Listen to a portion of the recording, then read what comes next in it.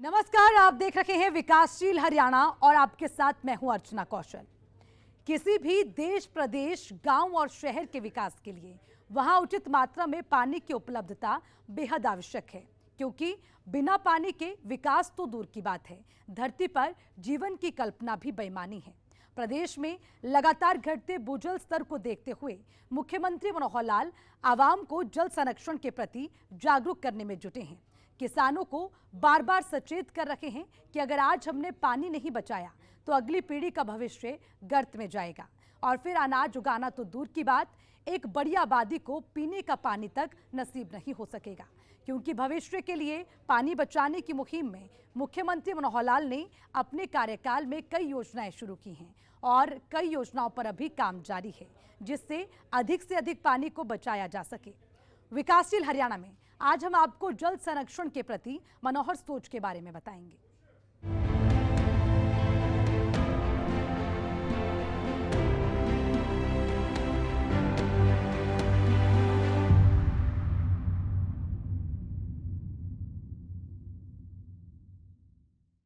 इंसानी वजूद के लिए पानी कितना आवश्यक है, इस बात से हम सभी भली भांति वाकिफ हैं। बावजूद इसके पानी का दोहन रुक नहीं रहा, जिसकी वजह से भूजल स्तर में लगातार गिरावट देखी जा रही है। प्रदेश के मुखिया मनोहर लाल पहले कई बार इस पर अपनी चिंता जाहिर कर चुके हैं और एक बार फिर से उन्होंने पीडब्ल्यूडी रेस्ट हाउस में आयोजित 2 दिवसीय जल संगोष्ठी कार्यक्रम में भविष्य में जल संकट के खतरे से सभी को आगाह किया। देखिए हमारी इस रिपोर्ट में। जल संकट के प्रहरी बन चुके मुख्यमंत्री मनोहर लाल लोगों को आगाह करने में जुटे हैं कि अगर आज हमने पानी की बचत नहीं की तो भावी पीढ़ी का भविष्य खतरे में डाल देंगे। पंचकूला के पीडब्ल्यूडी रेस्ट हाउस में मुख्यमंत्री मनोहर लाल की अध्यक्षता में 2 दिवसीय जल संगोष्ठी का आयोजन किया गया। कार्यक्रम में देश और प्रदेश सरकार के करीब 200 अधिकारियों ने हिस्सा लिया। इस मौके पर मुख्यमंत्री मनोहर लाल ने पानी के महत्व पर अपने विचार साझा किए। इस जल संगोष्ठी का महत्व देवेंद्र सिंह जी ने बताया है कि पानी ये हमारे लिए अमृत है। पानी हमारा, जल ही जीवन है, जैसा कहते हैं हमारा जीवन है। पानी के बिना कुछ नहीं है। शायद कुछ समय तक अन्न के बिना व्यक्ति रह सकता है, लेकिन जल के बिना नहीं रह सकता। जल उसका एक प्रवाह है, उसका एक साइकिल है, प्रकृति का साइकिल है। उसमें जल की हमको प्राप्ति होती है। प्राप्ति के साधन मुख्य रूप से वर्षा है। वर्षा भी एक हमारे क्षेत्र में वर्षा होती है और एक वर्षा मानो हमसे दूर पहाड़ों में होती है, तो पहाड़ों का जो एक पानी का प्रवाह है उसका हिस्सा हमको मिलता है। मोटे रूप से ये 2 मात्राएं जो पानी को हमको मिलती हैं। अब उसके बाद उसका संग्रह होता है। संग्रह होता है, डैम्स में संग्रह होता है, फिर वो कहीं हमारे पॉन्ड्स हैं, हमारी झीलें हैं, रिचार्ज होकर के भूगर्भ में जाता है। तो जमीन के अंदर भी पानी का एक बहुत बड़ा संग्रह का भंडार है। अब ये संग्रह जो होता है, उस संग्रह का हम फिर बाद में उपयोग करते हैं। और वो जो उपयोग है, वो उपयोग हमको पता है कि जैसे मुख्य रूप से पीने के लिए हम पानी का उपयोग करते हैं, खेती सिंचाई के लिए करते हैं, उद्योग के लिए करते हैं, और अन्य हमारी जितनी आवश्यकताएं हैं उन आवश्यकताओं के लिए हम करते हैं। संयोग ऐसा है कि पीने का तो हर एक जीव को पानी चाहिए, चाहे मनुष्य है, चाहे पशु है, कोई भी जानवर है, पक्षी है, हर छोटा बड़ा जीव उसको पानी पीने के लिए चाहिए। लेकिन एक मनुष्य ही ऐसा है जो पीने के अतिरिक्त और जो उसकी दिनचर्या की दैनिक आवश्यकताएं हैं वो भी पानी पर बहुत निर्भर करती हैं। हम स्नान भी करते हैं, हम कपड़े भी धोएंगे, हम वॉशरूम जाएंगे, वहाँ भी पानी की आवश्यकता होगी, हम अपना घर का फर्श भी साफ करेंगे, हम अपनी गाड़ी भी धोएंगे, हम अपने उद्योग में पानी ले जाएंगे, उद्योग में भी पानी के बिना उद्योग संभव नहीं है। तो इसकी सबसे बड़ी आवश्यकता जो है वो मानव की है, मनुष्य की। प्रदेश में घटते जलस्तर को लेकर अपनी चिंता जाहिर करते हुए मुख्यमंत्री मनोहर लाल ने कहा कि आज हमें कमोबेश पानी मिल जा रहा है, लेकिन अगर हम सचेत नहीं हुए तो आने वाले दिनों में भारी जल संकट का सामना करना पड़ सकता है। मनोहर लाल ने कहा कि जल संरक्षण के लिए सरकार अपनी ओर से कई कदम उठा रही है, लेकिन जन भागीदारी भी बेहद जरूरी है। अपने समय में हम जैसे तैसे इसका गुजारा कर रहे हैं, लेकिन जैसे दबाव बढ़ रहा है, चाहे आबादी का है, चाहे उद्योग का है, आवश्यकता बढ़ रही है। सीमा पानी की अपनी है, उसकी क्वांटिटी मात्रा उस सीमित है। वर्षा भी कभी कभी 10-5% ऊपर नीचे हो सकती है, लेकिन वो एक ऑन एवरेज, मैं अगर हरियाणा की बात करूं तो एवरेज 5 इंच वर्षा अर्थात 150 मिलीमीटर के आसपास, अगर मैं आंकड़ा गलत नहीं बोल रहा, तो ये हमारी एवरेज है। अब वो है तो उसका जितना एरिया उस पर पानी जो पड़ेगा वही हमें उपयोग में आएगा। दूसरे के क्षेत्र का अगर नेचुरल फ्लो है पहाड़ से, वो तुम्हें मिलेगा, नदियों के माध्यम से मिलेगा। और संयोग ऐसा कि नदियां भी, अब पंजाब का बंटवारा होकर हरियाणा से जब से बना, तो हमारे पास सीधी नदी तो केवल यमुना या फिर छोटी छोटी डिस्ट्रीब्यूटरीज वही आती हैं। यमुना में भी एक शेयर मिलता है हमको, सारा वो नहीं मिलता।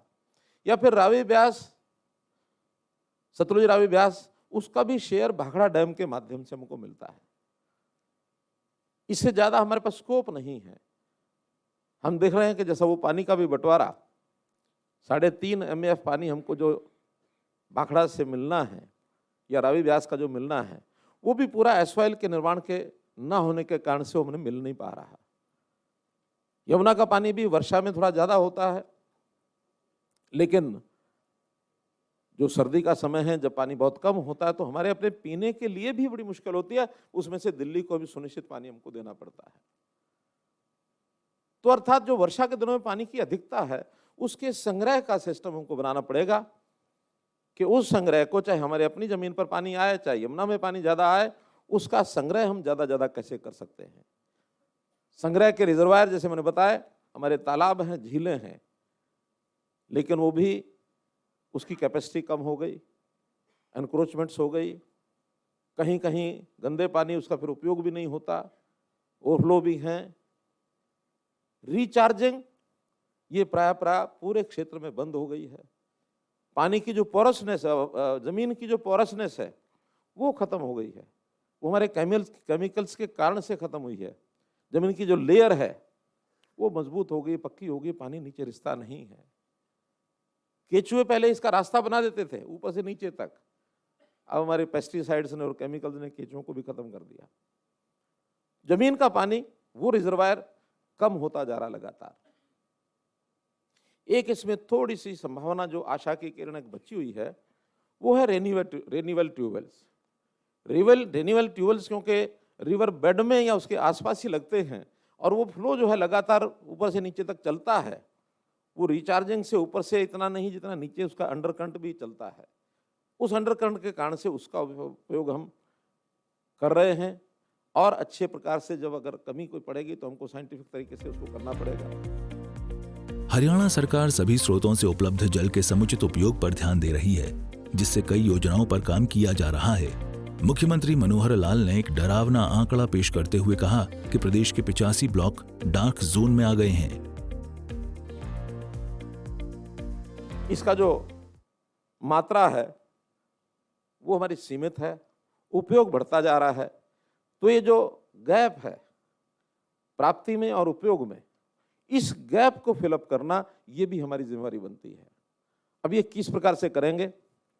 जितना पानी का हम उपयोग कर रहे हैं, जैसा बताया कि हमारी आवश्यकता 34 MAF की खेती की है, और मिल रहा है हमको कितना? टोटल 20 MAF, जिसमें से 4 से 5 MAF तो हमको सीधा वर्षा से मिलता है, बाकी नदियों से मिलता है।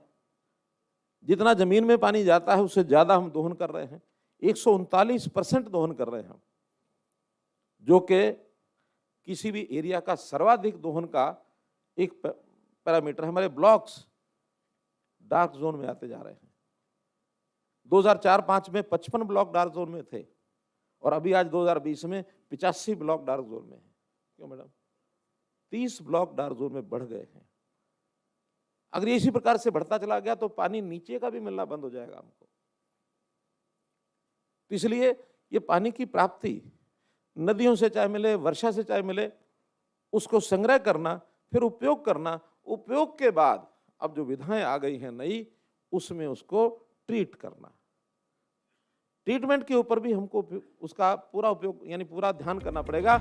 जल संगोष्ठी में अपने संबोधन के दौरान मुख्यमंत्री मनोहर लाल ने सिंगापुर दौरा का जिक्र किया। उन्होंने कहा कि कैसे दुनिया में पानी को रिट्रीट कर इस्तेमाल किया जा रहा है। पिछले दिनों सिंगापुर जाना हुआ, मेरा वाटर पार्क है वहाँ, तो उस वाटर पार्क में उन्होंने बॉटल्ड वाटर रखा हुआ था। तो हम तो ये गए कि जैसे जाते ही थोड़ा विश्राम करने के लिए आदमी कहता है बैठे, पहले चाय पिए, पानी पिए। हमने समझा ये पीने के लिए पानी होगा, चाय आएगी, बैठा रहे और उसके बाद फिर अंदर दिखा के लाएंगे। तो उन्होंने बैठते ही कहा कि ये पानी देख रहे हैं? मैंने कहा हाँ। कह लगे हमारे प्लांट का ट्रीटेड वाटर है ये, और प्लांट का ट्रीटेड वाटर वहाँ पीने में कहीं कहीं किसी किस्म की दिक्कत नहीं, आपत्ति नहीं है, इस लेवल तक का है। हम अभी सिंचाई के लिए भी कैसे 10 BOD से पानी और क्वालिटी इसकी अच्छी हो उस पर लगे हैं, और उनका BOD तो शायद 0 या 1-2 ही होगा। तो कॉस्ट पड़ती है, लेकिन पानी की कीमत के बदले में वो कॉस्ट कुछ नहीं है। हम सब कुछ करने के लिए अपनी योजनाओं को बढ़ानी चाहिए। जल ही जीवन है, ये बातें हम भी बचपन से सुनते आ रहे हैं, लेकिन अफसोस हमने इससे कोई सीख नहीं ली। आज देश और प्रदेश में छाया जल संकट इसी का परिणाम है। मुख्यमंत्री मनोहर लाल लोगों को ये समझाने में जुटे हैं, अगर अब भी इस ओर ध्यान नहीं दिया तो अगली पीढ़ी के साथ हम नाइंसाफी करेंगे। ब्यूरो रिपोर्ट, सूर्या समाचार। मुख्यमंत्री मनोहर लाल की माने तो सरकार का प्रयास प्रदेश के आखिरी टेल तक पानी पहुंचाना है, ताकि किसान को फसलों की सिंचाई में कोई बाधा न आए। तो वहीं पहले दक्षिण हरियाणा का एक बड़ा हिस्सा पानी की कमी से जूझ रहा था, लेकिन अब उन इलाकों में भी पानी पहुंचाने का काम युद्ध स्तर पर जारी है। देखिए इस रिपोर्ट। हरियाणा के किसान पिछले काफी समय से पानी की समस्या से जूझ रहे हैं, खासकर दक्षिण हरियाणा के किसान। कई बार इन किसानों की ये शिकायत होती थी कि उन्हें पानी मिलने में भेदभाव होता है। मुख्यमंत्री मनोहर लाल का दावा है कि अब किसी भी किसान के साथ भेदभाव नहीं होगा। ऐसा सिस्टम बनाया जा रहा है जिससे सभी को समान रूप से पानी उपलब्ध हो। पानी का रेगुलेशन, इसका इंफ्रास्ट्रक्चर, ये भी हमको मजबूत ताकि वेस्ट ना जाए पानी। पिछले दिनों इरिगेशन डिपार्टमेंट ने हमारा चैनलाइजेशन का जो कार्यक्रम है, लगभग 2,500 करोड़ रुपए की योजना हमने बनाई थी, खास करके यमुना नहर की, उस पर काम चल रहा है। अभी भी 3 दिन पहले मूणक हेड के ऊपर एक पैरेलल दिल्ली ब्रांच का मैं शिलान्यास करके आया हूँ, हालांकि काम शुरू हो चुका है उसका। हमने दक्षिण हरियाणा में भी जो लिफ्ट इरिगेशन के प्रोजेक्ट्स भी चलाए हैं।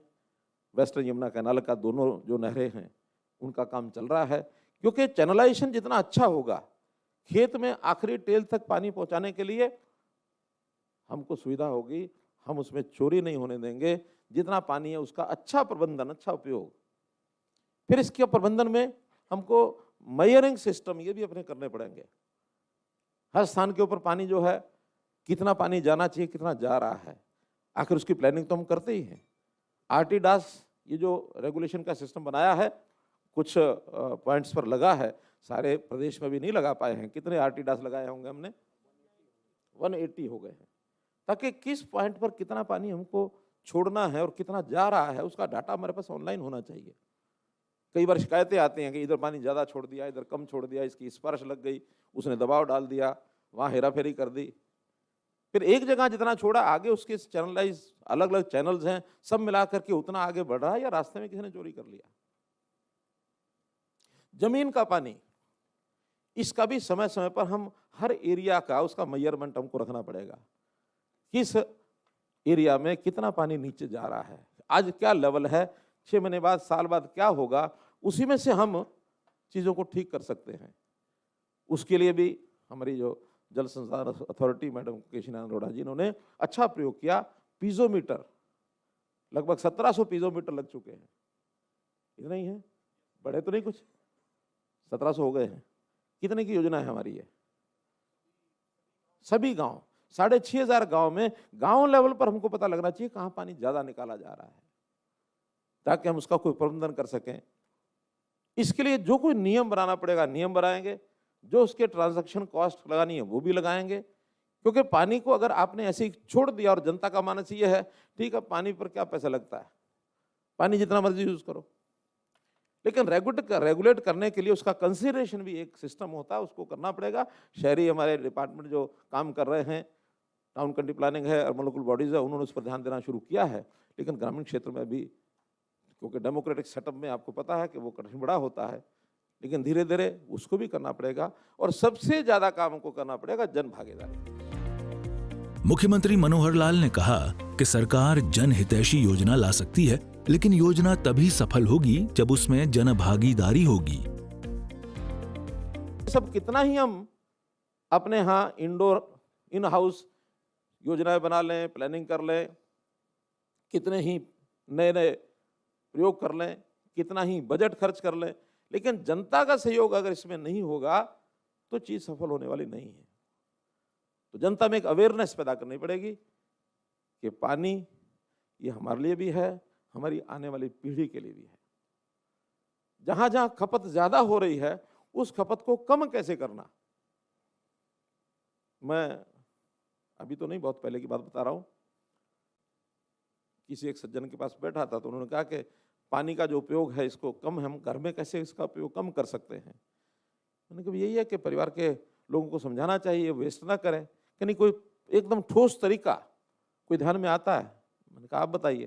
कह लगे हाँ मैं बताता हूँ कि जो हमारा वो जो क्या उसको बोलते हैं, पानी जब सिंक तो होता है, फ्लश करते हैं तो वो जो बॉक्स होता है WC तो वो हो गया, जिस बॉक्स सिस्टम, तो वो कहने लगे उसका ढक्कन हटा करके उसके अंदर एक ईंट रख दो। मैंने इससे क्या होगा कि अगर वो 8 लीटर पानी उसमें आता है तो कम से कम 1-1.5 लीटर पानी बच जाएगा। और उस सिस्टम में तो जितना पानी आपने सारा 8 लीटर का 8 लीटर छोड़ना तो 8 लीटर चला जाएगा। अगर एक ईंट रख के पानी बचा लोगे तो 6 लीटर में भी काम हो जाएगा। उसका साइज जितना आवश्यक है उतना ही रखना चाहिए। लोग शौक में बड़ा बड़ा सिस्टम बनाते हैं ताकि उसके अंदर पानी खूब जाए। अब छोटा प्रयोग है लेकिन पानी बचाने की विधि अगले ने बताई। तो इस प्रकार से पानी को बचाना है तो ये जन जागरण हमको करना पड़ेगा कि पानी को बचाया कैसे जाए, उसका प्रबंधन कैसे किया जाए, इंफ्रास्ट्रक्चर उसका कितना बनाना, कैसे बनाना है। अब पानी की आवश्यकता है पूर्ति करनी पड़ेगी घर घर। हर घर नल जल योजना चलाई जा रही है। इसके पीछे की सोच पानी की बचत करना है। मुख्यमंत्री मनोहर लाल ने अधिकारियों से कहा कि एक सीमित बजट में पानी को बचाने की मुहिम पर काम करना होगा ताकि आने वाली पीढ़ी को जल संकट से जूझना न पड़े। हर घर जल नल से जल एक अभियान चलाया है। अब उसमें से कोई कहे कि पानी ज्यादा लगता है, ऐसा नहीं है। देखा जाए तो अगर सिस्टम कारगर हो गया तो उससे पानी बचेगा, क्योंकि जितने भी इससे पहले पानी का जो गांव में हम लगाते हैं उसकी जो पोस्ट लगती है अलग से, उसके अंदर पानी अंधाधुंध चलता है, बिना रोक टोक के चलता है, नालियां भरी रहती हैं। गांव के अंदर तो पानी को चलाने के लिए नीचे भी खींचो या अपने वाटर वर्क से लाओ, जितना पानी है बहा दो, शाम को खाली करो फिर भरो उसको। लेकिन उसका उपयोग करने के लिए अगर हमने हर घर नल से जल अगर ये किया है तो पानी का उपयोग जितना उतना ही वो करेगा परिवार का आदमी। तो ऐसा इसका उपयोग भी हमको चेक करना पड़ेगा। और अंत में इन सब चीजों को ध्यान में रखते हुए सरकार के संसाधन, बजट, अनुराग जी की तरफ देख रहा हूं मैं, क्योंकि काम सब किए जा सकते हैं, बड़ी सीमा तक किए जा सकते हैं, बड़े लेवल तक किए जा सकते हैं, तेजी से किए जा सकते हैं, लेकिन एक लिमिटेशन हमारी बजट की जरूर है। इस बजट का कहां से हम उपलब्ध करा करके, और अपने ट्रेजरी से हो जाएगा अच्छा है, ट्रेजरी से नहीं हो तो अतिरिक्त रिसोर्सेज जितने मिल सके उतने लगाने चाहिए। और लगाने के बाद हर एक विभाग को इन कामों को अपने लेवल पर उसकी एक, जिसको कहना चाहिए मास्टर प्लान, मॉडल प्लान ये बनानी चाहिए। ये ठीक है कि फिर जब कोऑर्डिनेशन करेंगे तो उसके अंदर हो सकता है एक टाइम प्लान के हिसाब से शेड्यूल बनाना पड़ेगा, भी इतना काम हम इस साल करते हैं, इतना अगले साल करेंगे, इतना उससे अगले साल करेंगे। हो सकता है पूरा काम एक ही साल में पूरा ना हो, लेकिन लंबी प्लान के लिए भी इनिशियली एक उसका होलिस्टिक जिसको कहना चाहिए उसका व्यू पॉइंट ये बनना चाहिए कि क्या हरियाणा में ये सब हम कर सकते हैं क्या?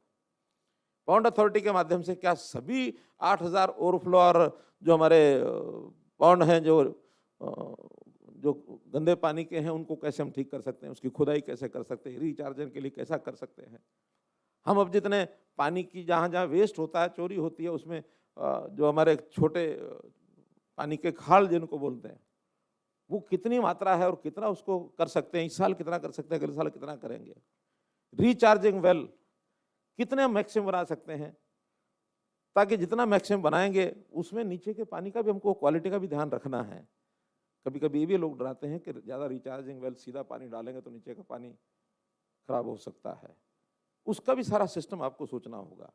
इनकी सबकी टेक्निक आप लोगों को जिनको जानकारी है बहुत अधिक है, हमको जानकारी नहीं, हमको तो मोटा मोटा एक पिक्चर पता है कि पानी की आवश्यकता, इसकी आपूर्ति, किसी को कष्ट आगे आने वाले पीढ़ियों तक भी ना हो, हमारे ध्यान में तो इतना है।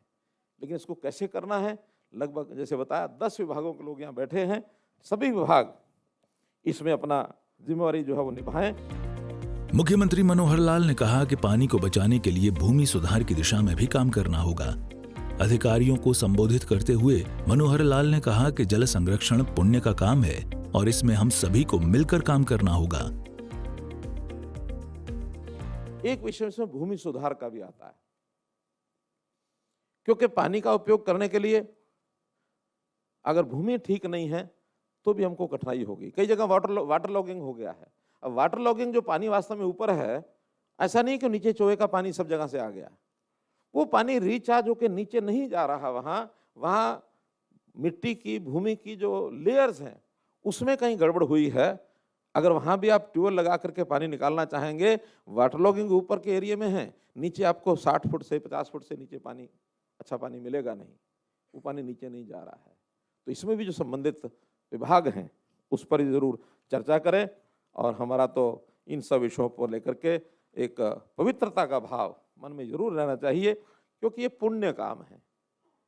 कोई ऐसा ही नहीं है कि जैसे कोई सड़क बनाने के लिए या बिल्डिंग बनाने के लिए एक अभियान चला दिया, उतना अभियान है, उतना नहीं है।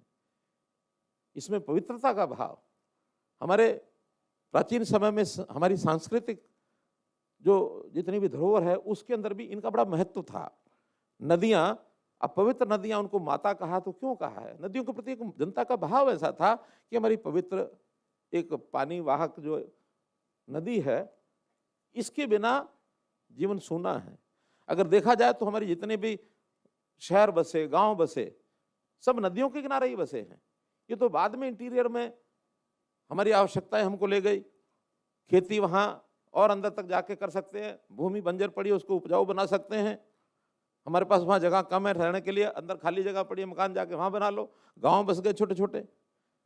नहीं तो जितनी भी नदियाँ, चाहे वो गंगा है, कावेरी है, नर्मदा है, सिंधु है, सरस्वती है। अब सरस्वती नदी की आज हम खोज करते हैं तो आदि बद्री से लेकर के और नीचे गुजरात तक कितने ही स्थान ऐसे मिले हैं जो प्राचीन सांस्कृतिक हमारी पहचान उसको बताते हैं।